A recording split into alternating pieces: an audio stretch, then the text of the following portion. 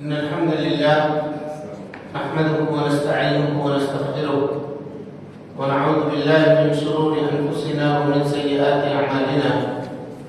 من يهده الله فلا مضل له ومن يضلل فلا هادي له، وأشهد أن لا إله إلا الله وحده لا شريك له، وأشهد أن محمدا عبده ورسوله. أما بعد، فإن خير الحديث كتاب الله، وخير الهدي هدي محمد صلى الله عليه وسلم، وشر الأمور محدثاتها، وكل محدثة بدعة، وكل بدعة ضلالة، وكل ضلالة في النار. محترم حاضرین، سامعین گرامی، دوستوں، بزرگوں اور ساتھیوں، گزشتہ دروس کے اندر آپ کے سامنے اللہ رب العالمین کے اوپر ایمان لانے اور اس کے ساتھ ساتھ ایک بندے مومن کے اوپر ایمان کے تعلق سے کون سی چیزیں واجب ہوتی ہیں اس کا تذکرہ ہم نے آپ کے سامنے کیا تھا، اور یہ کہا تھا کہ تیسرا مسئلہ یہ ہے کہ جس نے اللہ اور اس کے رسول کی اطاعت کی اس کے لیے ضروری ہے کہ جو لوگ اللہ اور اس کے رسول کے نافرمان ہیں ان سے وہ نفرت رکھے، ان سے وہ عداوت رکھے. اور یہ 3 طریقے کے اوپر ہوگی عداوت: دل سے، زبان سے، اور اعضاء اور جوارح سے، ہاتھ اور پیر سے. اس کی مثال آپ کے سامنے آ چکی تھی. اب اس کے بعد ہم لوگ آج سے انشاءاللہ ایک نئے سبق میں داخل ہوں گے، اور آپ میں سے کوئی آدمی اس کو پڑھیے. Page number 17.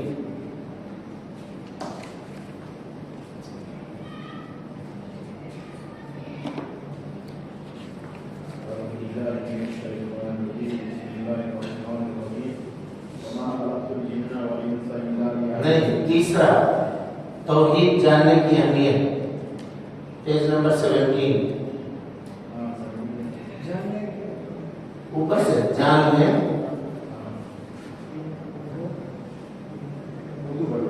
جی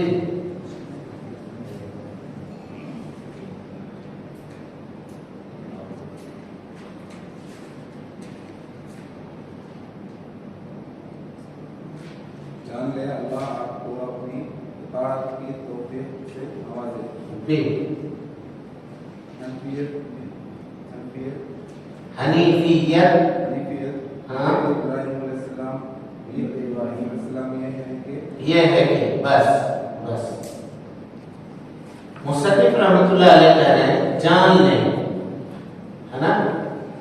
یہ شروع سے انداز ان کا رہا تاکہ وہ اٹینشن کے طور پہ یہ باتیں ہمارے سامنے رکھ رہے ہیں. یعنی اس کے بعد جو بات ہم آپ کے سامنے بیان کرنے والے ہیں یہ بات بہت اہم ہے.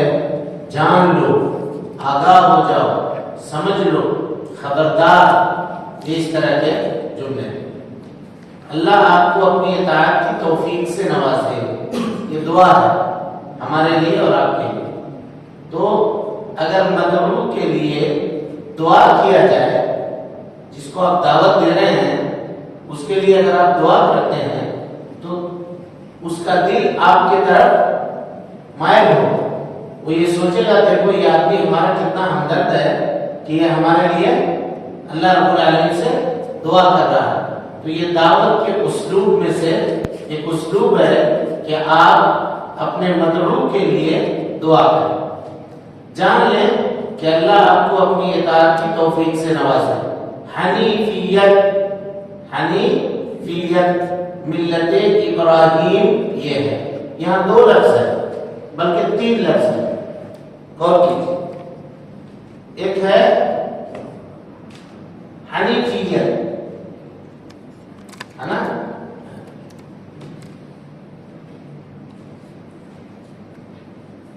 حنیفیت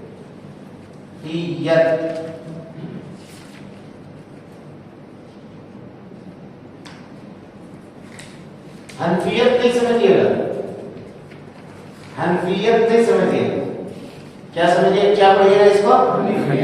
حنیفیت۔ حنیفیت کا کیا معنی ہے؟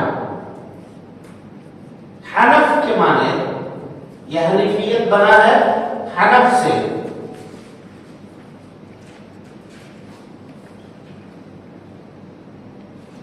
حنف، حنف سے، حنف کا معنی ہے ایک طرف ہو جانا، ایک کنارے ہو جانا، اور حنیف کا معنی جو اللہ رب العالمین کی توحید کے ساتھ شرک سے، کفر سے علیحدہ ہو گیا، شرک اور کفر سے الگ ہو گیا، یعنی شرک اور کفر میں یہ آدمی ملوث نہ ہو، توحید کے اوپر قائم ہو، اور توحید کے اوپر قائم ہونے کے ساتھ ساتھ شرک سے، مشرکین سے یہ بیزار ہو اور الگ ہو۔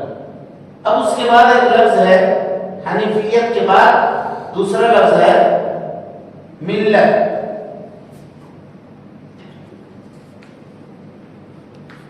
کیا ہے؟ ملت۔ ملت مانے جماعت، ملت مانے جماعت، ملت مانے بولیے، ملت مانے اور کوئی؟ ملت کے معنی دین، ملت کے معنی دین، ملت کے معنی طریقہ،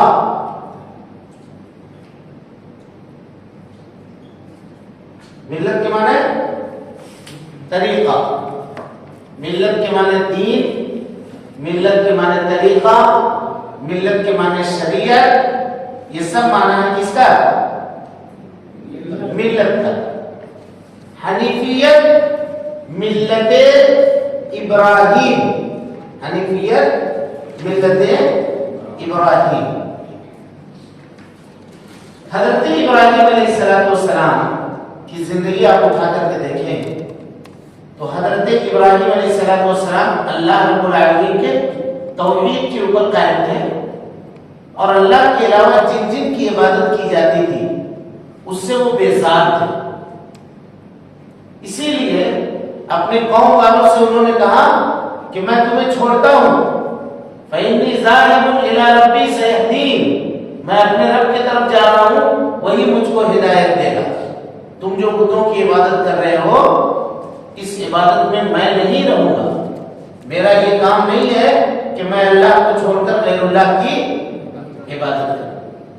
لیکن یہاں سوال یہ ہے کہ کیا یہ دین صرف حضرت ابراہیم کا دین تھا؟ بولیے، حضرت نوح کا دین تھا یا نہیں تھا؟ حضرت آدم کا دین یہ تھا یا نہیں تھا؟ پھر یہ مصنف رحمۃ اللہ علیہ نے یہ کیوں کہا کہ جان لو حنیفیت ملت ابراہیم یہ ہے، یہ کیوں کہا؟ سوال آپ لوگ سمجھے کہ نہیں سمجھے؟ تمام انبیاء کا دین یہی تھا کہ وہ اللہ کی توحید کے اوپر قائم تھے اور شرک سے بیزار تھے، دور تھے، لیکن اللہ یعنی مصنف نے خاص طور پہ یہ تذکرہ کیوں کیا کہ جان لو حنیفیت ملت ابراہیم یہ ہے، کیوں کی؟ کوئی بتا سکتا ہے؟ اس لیے کیا کہ اللہ رب العالمین نے ہم کو اور آپ کو قرآن مجید کے اندر حنیفیت ملت ابراہیم کو اختیار کرنے کا حکم دیا ہے۔ کس کا حکم دیا ہے؟ ملت ابراہیم کو اختیار کرنے کا حکم دیا ہے۔ دیکھیں قرآن کی آیت ہے، کیا ہے؟ ثم اوحینا الیک ان اتبع ملت ابراہیم حنیفا.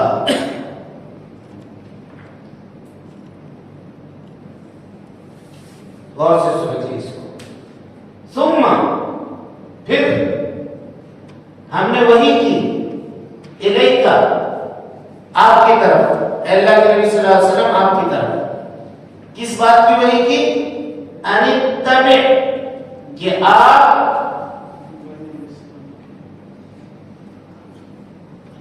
فالو ہوئیے، پیروی کیجیے.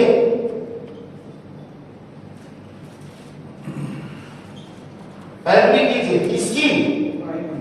ملت ابراہیم حنیفا، ملت ابراہیم علیہ السلام کی. حنیفہ مانے یکسو ہو کر کے، ایک طرف ہو کر کے، شرک سے بیزار ہو کر کے، توحید کے اوپر قائم ہو کر کے. آیت کا معنی سمجھ میں آ گیا؟ ثم مانے پھر، اوحینا مانے وحی کی، الیکا مانے آپ کی طرف، یعنی نبی صلی اللہ علیہ وسلم کی طرف. ان اتبع، آپ پیروی کیجیے کس کی؟ ملت ابراہیم حنیفہ. اب سوال یہ پیدا ہوتا ہے کہ اے اللہ، تو جس ملت ابراہیم کی پیروی کا حکم دے رہا ہے وہ ملت ابراہیم کیا ہے؟ ہوتا ہے نہیں ہوتا سوال؟ ہاں جی، سوال ہو رہا ہے نہیں ہو رہا ہے؟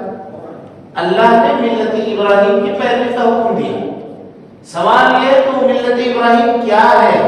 مصنف رحمت اللہ علیہ اس کا جواب دے رہے ہیں. کیا جواب دے رہے ہیں؟ جان لو اللہ تعالیٰ آپ کو اپنی اطاعت کی توفیق سے نوازے. حنیفیت ملت ابراہیم یہ ہے کہ کیا ہے؟ اب جو آ رہی ہے بات، وہ حنیفیت ملت ابراہیم ہے جس کی اتباع اور پیروی کرنے کا حکم اللہ رب العالمین نے ہم کو اور آپ کو قرآن مجید کے اندر دیا. کلیئر ہو گیا؟ معاملہ واضح ہوا ہے یا نہیں ہوا؟ چلیے آپ دین کو پڑھیے. آپ دین کو خالص کرتے ہوئے ایک اللہ کی عبادت کریں.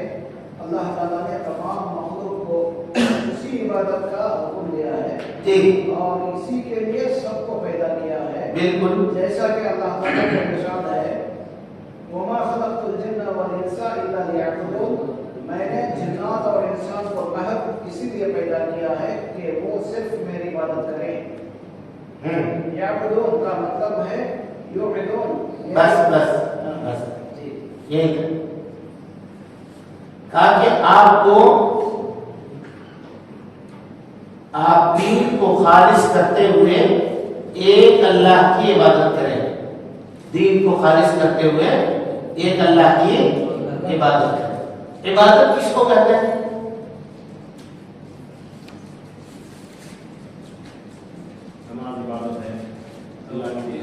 ہاں ٹھیک ہے، لیکن اس کی تعریف کیا ہوگی؟ اس کی تعریف کیا ہوگی؟ عبادت کی تعریف کیا ہوگی؟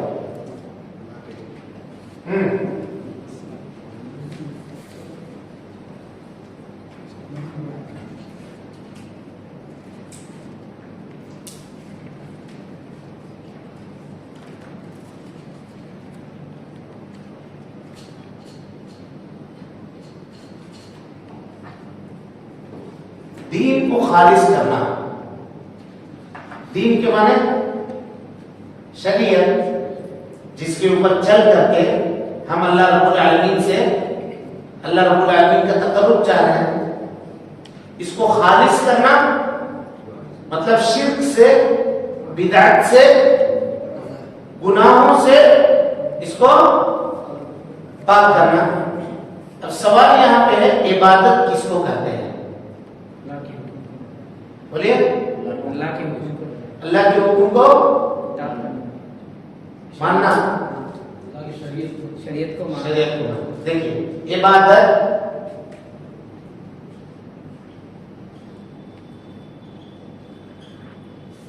عبادت کا معنی ہے عاجزی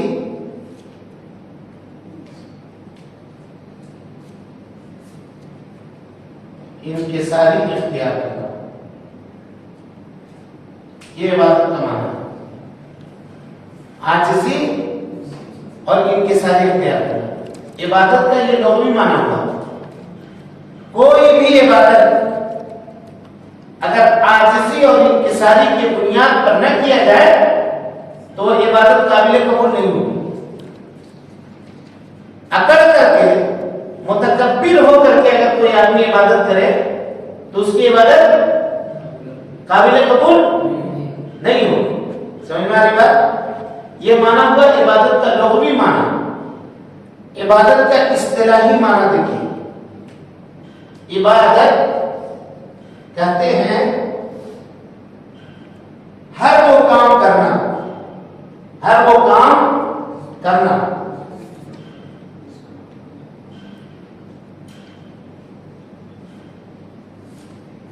کرنا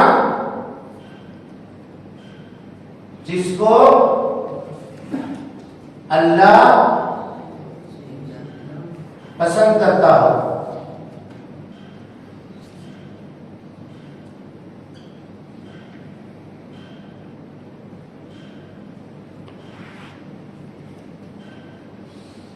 چاہے اس کا تعلق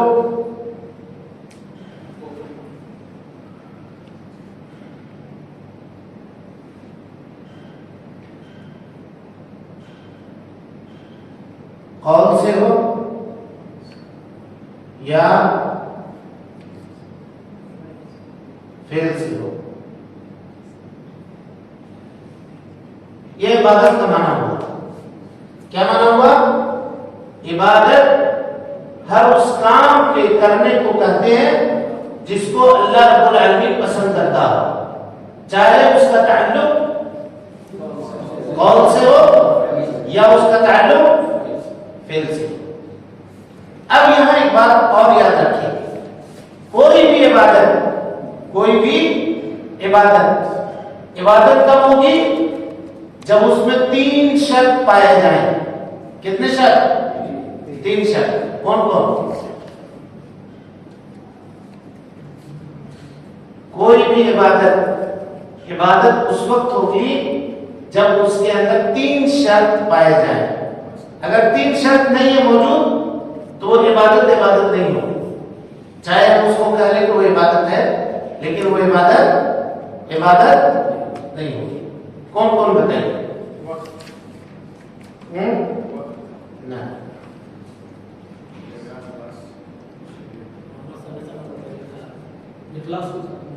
اخلاص بالکل، اور عاجزی ہونا چاہیے، اور بولیے بھائی۔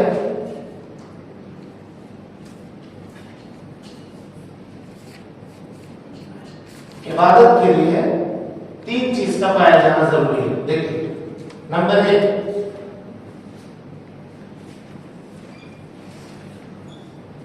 بولیے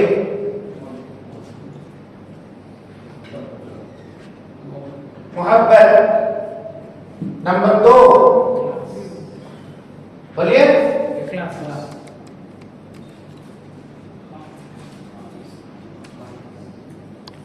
ہاں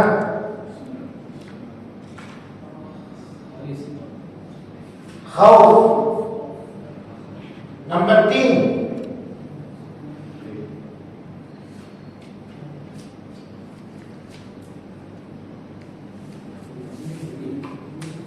امید۔ کوئی بھی عبادت کب ہوگی؟ جب اس کے اندر 3 چیز پائی جائے، محبت، خوف اور امید۔ محبت کیسے ہوگا؟ خوف کیسے ہوگی؟ امید کیسے ہوگی؟ دیکھیے، نماز سے ہی سمجھیے۔ نماز پڑھنے کے لیے ہم آتے ہیں، ٹھیک ہے؟ کیوں آتے ہیں؟ اللہ نے نماز پڑھنے کا حکم دیا ہے، اگر نہیں پڑھیں گے تو عذاب دے گا۔ یہ خوف ہے، जहन्नम में दाखिल कर देगा, ये खौफ है। और अगर नमाज पढ़ते हैं तो अल्लाह ताला नमाज को कबूल करेगा और हमको जन्नत दाखिल करेगा, ये उम्मीद है। और नमाज पढ़ने आ रहे हैं, अल्लाह की बात मान रहे हैं, ये अल्लाह रब्बुल आलमीन से मोहब्बत की दलील है या नहीं है? अगर यहां पर कमी हो गई मोहब्बत में तो ये आदमी मुनाफिक होगा। हम किसी और चीज के लिए आ रहे हैं मस्जिद, किसी को दिखाने के लिए आ रहे हैं, किसी दूसरे को खुश करने के लिए आ रहे हैं, तो क्या होगा? मोहब्बत नहीं होगी, मोहब्बत नहीं होगी। इसी को देखिए कुरान मजीद का सबसे पहला सूरा जो है उसमें अल्लाह रब्बुल आलमीन ने इसका जिक्र किया। यह अलग बात है कि हम लोग उसको समझे नहीं। कोई आदमी अगर सूरह फातिहा के माने को पूरे तौर पे समझ जाए तो उसके लिए वो काफी है। आप गौर कीजिए, सूरह फातिहा की पहली आयत क्या है? अल्हम्दुलिल्लाहि रब्बिल आलमीन, अल्हम्दुलिल्लाहि रब्बिल आलमीन। तमाम तारीफ उस अल्लाह के लिए है जो सारे जहान का रब है, जो सारे जहान का रब है, जो नेमत करने वाला है। रब है मतलब नेमतों का मालिक है और नेमत देने वाला है। अगर कोई आदमी हमारे ऊपर जिंदगी में एक बार एहसान करता है तो हम हमेशा उसके एहसान को भूलते नहीं हैं, उससे मोहब्बत करते हैं। एहसान करने वाले के मोहब्बत को याद रखते हैं, उससे मोहब्बत करते हैं। वो अल्लाह जो सुबह शाम हमारे ऊपर इतने एहसान कर रहा है, उससे हम मोहब्बत करेंगे या नहीं करेंगे? यह अल्हम्दुलिल्लाह अल्लाह रब्बुल आलमीन के मोहब्बत के ऊपर दलालत कर रही है। किसके ऊपर? बोलिए, मोहब्बत के ऊपर। कैसे दलालत कर रही है? कि अल्लाह ताला नेमतों के जरिए से हमको फायदा पहुंचा रहा है। ये दो आंख किसने दिया? सुनने की सलाहियत किसने दी? बोलने की ताकत किसने दी? चलने की ताकत किसने दी? जिसने इतना कुछ दिया, क्या उससे हम मोहब्बत नहीं करेंगे? नंबर 1। अब उसके बाद आइए, अर्रहमान अर्रहीम। अर्रहमान अर्रहीम, अल्लाह रब्बुल आलमीन बड़ा मेहरबान है, निहायत रहम वाला है। और उसका रहमो करम का दरिया जहां बहता है उसको क्या कहते हैं? बोलिए भाई।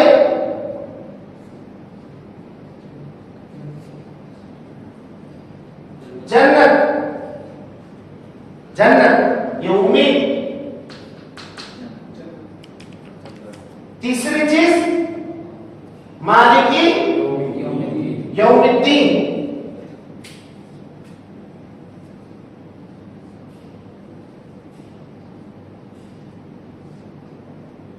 मालिकी यौमिद्दीन, क़यामत के दिन का मालिक है। क़यामत में क्या होगा? अज़ाब होगा, तकलीफ होगी, दुख परेशानी होगी।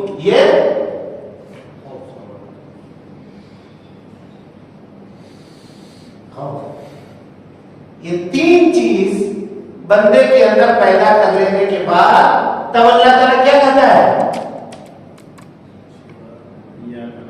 इय्याका नअबुदु व इय्याका नस्तईन।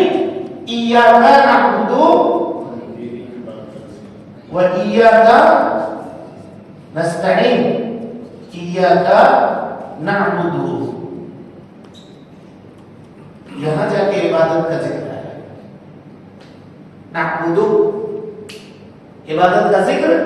ये तीन चीज पाए जाने के बाद चौथे नंबर पे आया। इसका मतलब ये हुआ कि कोई भी बंदा अगर इबादत करता है तो उसके दिल के अंदर मोहब्बत अल्लाह रब्बुल आलमीन की होनी चाहिए। उसके दिल के अंदर अल्लाह रब्बुल आलमीन के अज़ाब से खौफ होना चाहिए। उसके दिल के अंदर अल्लाह रब्बुल आलमीन के जन्नत पाने की उम्मीद होना चाहिए। अब अगर कोई आदमी ये कहे कि کہ بھائی صاحب ہم عبادت اللہ کی کریں گے لیکن ہم کو جنت نہیں چاہیے، ہم کو مطلب نہیں ہے چاہے جنت ملے، جیسے صوفی لوگ کہتے ہیں، صوفی لوگ کہتے ہیں ہم کو جنت جہنم سے ہم کو مطلب نہیں ہے، بس ہم اللہ سے محبت ہے، ہم عبادت کر رہے ہیں. کیا کہیے گا؟ اس کی عبادت قابل قبول ہے؟ نہیں. اور ایک آدمی یہ کہے کہ نہیں ہم محبت صرف اس وجہ سے کر رہے ہیں کہ ہم کو اللہ تعالیٰ جنت دے گا، ہم کو جہنم سے اور محبت سے کوئی مطلب نہیں ہے. کیا کہیے گا؟ اس کی عبادت قابل قبول ہوگی؟ نہیں ہوگی. عبادت کے لیے یا کسی بھی عمل کی عبادت ہونے کے لیے یہ تین چیزیں پائی جانی بیک پر ضروری ہے. کلیئر ہو گیا معاملہ؟ تو ابھی ہم لوگوں نے کیا سیکھا؟ عبادت کا لغوی معنی کیا ہے؟ تو کہیے گا عبادت کا لغوی معنی عاجزی اور انکساری اختیار کرنا. عاجزی اور انکساری اختیار کرنا. عبادت کا اصطلاحی معنی کیا ہے؟ تو کہیے گا عبادت ہر اس کام کو کہتے ہیں جس کو اللہ پسند فرماتا ہے، چاہے اس کا تعلق قول سے ہو یا اس کا تعلق فعل سے ہو. قول سے مراد جیسے سبحان اللہ کہنا، الحمدللہ کہنا، لا الہ الا اللہ کہنا، یہ سب عبادت ہے نہیں؟ بولے امر بالمعروف کرنا عبادت ہے، کسی کو بھلائی کا حکم دینا، سچ بولنا سب عبادت ہے. اور اسی طریقے سے فعل جیسے نماز پڑھنا، کسی کو زکات دینا، کسی کو بھلائی کی رہنمائی کر دینا، یہ سب فعل کے اندر. تو چاہے اس کا تعلق قول سے ہو چاہے اس کا تعلق فعل سے ہو، اگر اس کو اللہ تعالیٰ پسند فرماتا ہے. عبادت کو عبادت ہونے کے لیے کتنی چیزوں کا پایا جانا ضروری ہے؟ تین چیزوں کا. کون کون سی؟ محبت، خوف اور امید. ان تینوں کی دلیل کیا ہوئی؟ الحمدللہ رب العالمین الرحمن الرحیم مالک یوم الدین. تب جا کر کے نمبر آیا ایاک نعبد و ایاک نستعین. کلیئر ہو گیا معاملہ؟ کوئی کنفیوژن ہے اس میں؟ نہیں. چلیے کہا کہ آپ دین کو خالص کرتے ہوئے ایک اللہ کی عبادت کریں، ایک اللہ کی عبادت کریں. یہ کیا ہے؟ دین کو خالص کر کے ایک اللہ کی عبادت کرنا حنیفیت ملت ابراہیم علیہ السلام ہے، جس کی اتباع اور پیروی کرنے کا اللہ رب العالمین نے ہم کو اور آپ کو حکم دیا ہے. اللہ نے ہم کو اور آپ کو حکم دیا. کہتے ہیں اللہ تعالیٰ نے تمام مخلوقات کو اسی عبادت کا حکم دیا ہے. کس عبادت کا؟ کس عبادت کا؟ حنیفیت کا. اور دوسرا معنی عبادت کا عاجزی انکساری اختیار کرتے ہوئے توحید کے اوپر قائم رہنے کا اللہ رب العالمین نے حکم دیا ہے.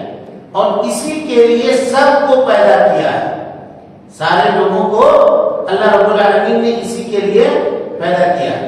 جیسا کہ اللہ رب العالمین کا ارشاد ہے وَمَا خَلَقْتُ الْجِنَّ وَالْإِنسَ إِلَّا لِيَعْبُدُونِ. جنوں کو اور انسانوں کو ہم نے کیوں پیدا کیا ہے؟ کہ وہ صرف میری عبادت کریں. اچھی بات ہے. اتنی بات تو سمجھ گئے کہ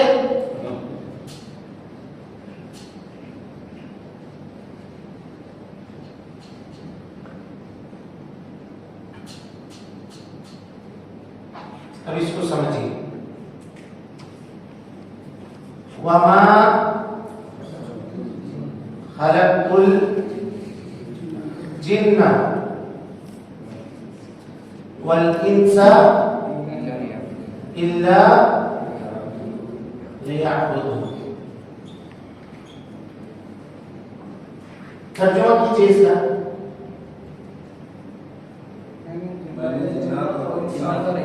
صرف اپنی عبادت کے لیے صرف اپنی عبادت کے لیے پیدا کیا ہے. اچھی بات ہے. یہاں یہ بتائیے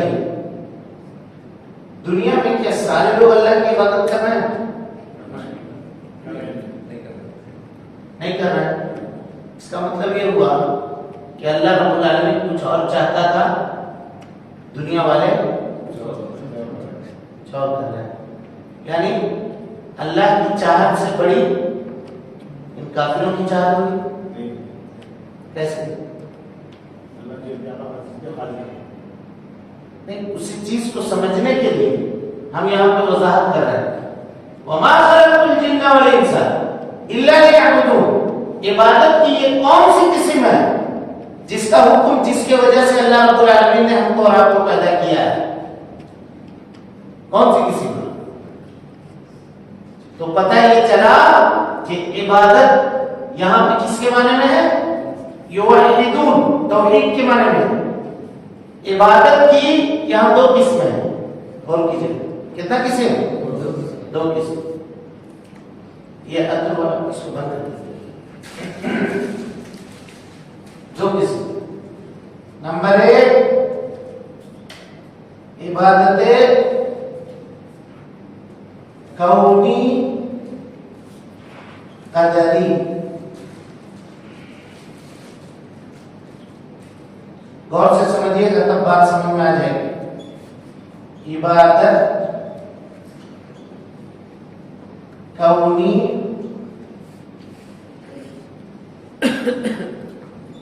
قدری کا کیا معنی؟ اس کا معنی یہ ہوتا ہے کہ اللہ رب العالمین اپنے بندوں سے کچھ چیز چاہتا ہے، اس میں بندے کو کوئی اختیار نہیں ہے.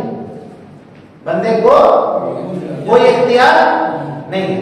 مثال کے طور پہ اللہ تعالیٰ چاہتا ہے کسی سے کہ یہ آدمی ابھی بیمار پڑے گا، اللہ تعالیٰ ہماری آپ کی حفاظت کرے گا. دنیا کی کوئی طاقت اس کو بیمار پڑنے سے روک سکتی ہے؟ نہیں روک سکتی. تو اللہ کا یہ ارادہ، اس میں بندے کو کوئی اختیار نہیں ہے. اور یہ کافر، مشرک، ملحد، منافق، مسلم، سب کے ساتھ اللہ کا یہ ارادہ ہے، سب کے ساتھ. اور اللہ کا دوسرا عبادت ہے، دوسرے عبادت میں آرڈر اللہ کا دوسرا طریقہ کیا ہے؟ دیکھیں، عبادت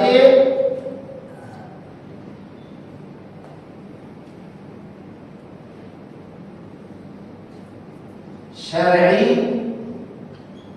امری ہے نا. عبادت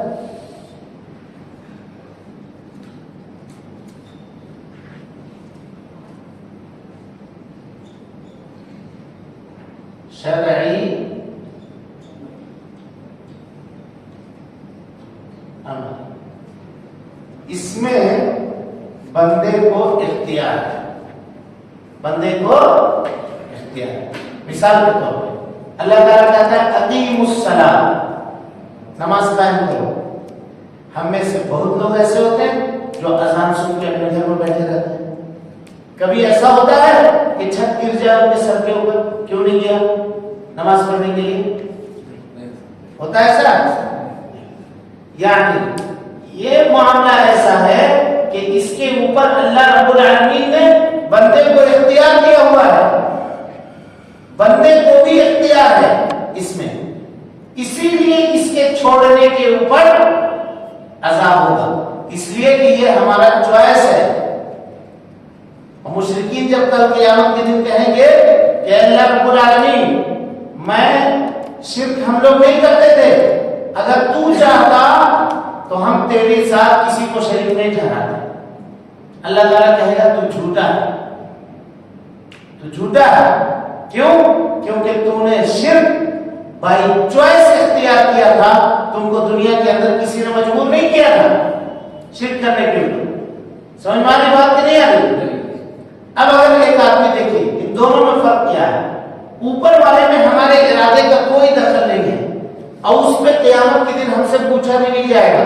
یعنی کوئی آدمی اگر ہم یہاں کھڑے ہیں ہم یہاں سے گر گئے، اللہ محفوظ رکھے، یعنی تقدیر میں لکھی ہوئی تھی، تو کیا اللہ تعالیٰ مجھے یہ کہے گا کہ تم وہاں کیوں کھڑے ہوئے تھے، اس وجہ سے تم گر گئے، تم کو وہاں کھڑا نہیں ہونا چاہیے تھا؟ یہ پوچھے گا اللہ رب العالمین؟ نہیں پوچھے. لیکن یہی چیز اگر نماز کی بات آئی اور ہم نے نماز نہیں پڑھی تو اللہ رب العالمین اس کے بارے میں چل یہاں ایک اور مثال لیجیے. کوئی آدمی پھانسی لگا کر کے مر جائے تو اللہ تعالیٰ اس سے پوچھے گا نہیں پوچھے گا؟ کیوں پوچھے گا؟ اس لیے کہ وہ بائی چوائس کیا. سمجھ میں آ رہی بات؟ خود سے وہ رسی باندھا. اگر وہ رسی نہیں باندھتا, گلے میں نہیں لٹکاتا, جبکہ اس کو پتا تھا کہ ہم رسی گلے میں لٹکائیں گے, باندھیں گے تو مر جائیں گے. اور یہاں جب ہم یہ چلے ہیں تو ہمیں یہ نہیں پتا تھا کہ ہم یہاں سے گر جائیں گے. دونوں میں فرق سمجھیے گا. سمجھ میں آ گئی بات؟ تو یہاں پہ یوحدون یعبدون سے مراد عبادت کون سی عبادت ہے؟ کونی قدری یا عبادت شرعی امری؟ تو دوسرے نمبر کی عبادت ہے. سمجھیے گا. تو اگر اتنا نہیں بھی یاد رکھ سکتے ہیں تو ہم آپ کو شارٹ کٹ بتاتے ہیں. کوئی اگر آپ سے پوچھے کہ دیکھو جی تمہارا قرآن کا ایک آیت تو صحیح نہیں ہے, بولیے کون سی آیت نہیں صحیح ہے؟ کہ اللہ تعالیٰ تمہارا پاورفل ہے, بہت بالکل پاورفل ہے, اس سے زیادہ پاور والا کوئی ہے ہی نہیں. تو اللہ تعالیٰ کہتا ہے کہ ہم نے اپنے مخلوق کو اپنی عبادت کے لیے پیدا کیا. تو کیسے مخلوق ہے اللہ کی کہ اس کی عبادت چھوڑ کے دوسروں کی عبادت کر رہی ہے؟ تو تمہارا اللہ پاورفل کہاں ہوگا؟ نعوذ باللہ من ذالک. یہ سوال کر سکتے ہیں نہیں کر سکتا؟ تب وہاں پر آپ اس کو سمجھائیے گا کہ بھائی صاحب اللہ رب العالمین کے آرڈر کی دو قسم ہیں. ایک قسم ایسی ہے جس میں کوئی مخالفت نہیں کر سکتا, دوسری قسم ایسی ہے جس میں اس نے بندے کو چوائس دیا ہے. تو جو بندہ چوائس سے چاہا وہ اسلام قبول کیا, جو چوائس بائی چوائس اسلام نہیں قبول کیا. اسی کے بارے میں اللہ نے کہا اِنَّا هَدَيْنَاهُ السَّبِيلَ إِمَّا شَاكِرًا وَإِمَّا كَفُورًا. ہم نے راستہ بتا دیا تم کو, اب تم کو اختیار کرنا ہے. چاہے شکر گزاری کرنے والا راستہ اختیار کر کے جنت چلے جاؤ, یا کفر کرنے والا, کفران نعمت کرنے والا راستہ اختیار کر کے جہنم چلے جاؤ. یہ کس کا اختیار ہے؟ بندے کا اختیار ہے. اس کو کوئی روکنے والا نہیں ہے. آگے بات سمجھ میں